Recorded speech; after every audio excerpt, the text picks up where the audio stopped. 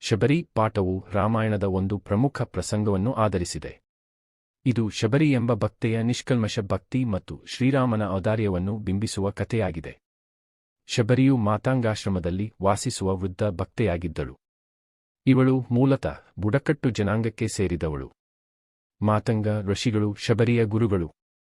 ಮಾತಂಗ ಋಷಿಗಳ ಆಶ್ರಮದಲ್ಲಿ ಶಬರಿ ತನ್ನ ಗುರುಗಳಾದ ಮಾತಂಗ ಋಷಿಗಳಿಗೆ ಹಲವು ವರ್ಷಗಳ ಕಾಲ ಶ್ರದ್ಧೆಯಿಂದ ಸೇವೆ ಸಲ್ಲಿಸುತ್ತಾಳೆ.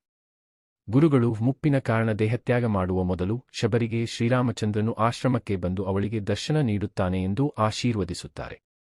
ಗುರುಗಳ ಮಾತನ್ನು ವೇದವಾಕ್ಯವೆಂದು ನಂಬಿದ ಶಬರಿ ಅಂದಿನಿಂದ ಪ್ರತಿದಿನ ರಾಮನಿಗಾಗಿ ಕಾಯುತ್ತಾಳೆ.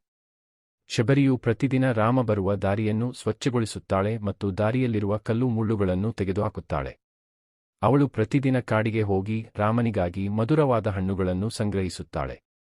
ಯಾವ ಹಣ್ಣು ಸಿಹಿಯಾಗಿದೆ ಎಂದು ಖಚಿತಪಡಿಸಿಕೊಳ್ಳಲು ಆ ಹಣ್ಣುಗಳನ್ನು ತಾನೇ ರುಚಿ ನೋಡಿ ಬೀಜ ಎಸೆಯದೆ ಸಿಹಿಯಾದ ಹಣ್ಣುಗಳನ್ನು ಮಾತ್ರ ಪ್ರತ್ಯೇಕವಾಗಿ ಎಲೆಗಳ ದೋಣೆಯಲ್ಲಿ ಸಂಗ್ರಹಿಸಿ ರಾಮನಿಗಾಗಿ ಕಾಯುತ್ತಿದ್ದಳು.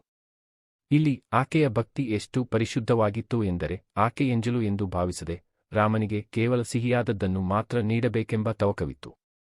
ಒಂದು ದಿನ ಸೀತಾನ್ವೇಷಣೆಯಲ್ಲಿ ಅಲೆದಾಡುತ್ತಿದ್ದ ರಾಮ ಮತ್ತು ಲಕ್ಷ್ಮಣರು ಪಂಪಾ ಸರೋವರದ ಸಮೀಪವಿರುವ ಶಬರಿಯ ಆಶ್ರಮಕ್ಕೆ ಆಗಮಿಸುತ್ತಾರೆ. ಶಬರಿಯು ತನ್ನ ಪ್ರಭುವನ್ನು ಕಂಡು ಭಾವಪರವಶಳಾಗಿ ಅವರ ಪಾದಗಳಿಗೆ ನಮಸ್ಕರಿಸುತ್ತಾಳೆ. ಅವಳು ಪ್ರೀತಿಯಿಂದ ಅವರಿಗೆ ಕಾಲು ತೊಳೆದು ಫಲಪುಷ್ಪಗಳನ್ನು ಅರ್ಪಿಸುತ್ತಾಳೆ.